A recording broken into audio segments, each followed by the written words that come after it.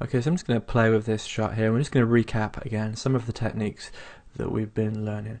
Now, this was shot in Scotland in January. It's a beautiful shot, but we do have some reflection from the windscreen. There's a moving car as we shot this. We're driving along.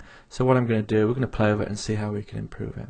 First thing I want to do then, I want to crop this out, and I want to keep the format. It's a 4:6. So I'm going to click on Crop Tool, and I'm going to click up here. This is going to show me my crop presets, 4:6, and I'm not bothered about the resolution. I don't want to drop it down, so we'll just leave that as it is.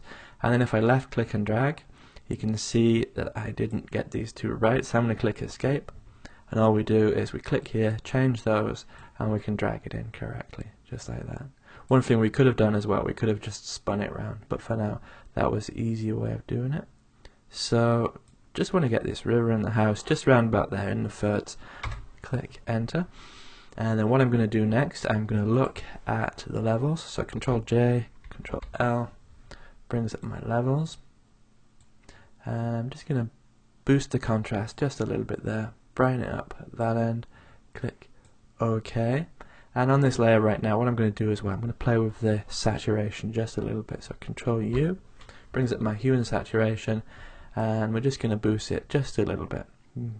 There we go, that's a more realistic colour. It was actually beautiful up there at that time of year, and the grey was just bringing it all down, so that looks really nice.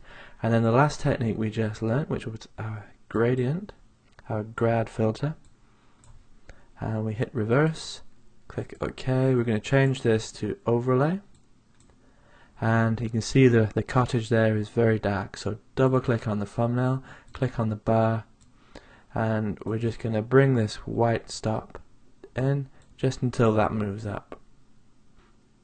And if you're not sure how far it should be, you can play with it and just see where you like it. Let's try that. OK. Click OK again, and there we go. That's created an absolutely stunning shot there. We can turn these off just so you can see. So it's a nice shot, but it's a little bit low contrast, a little bit drab.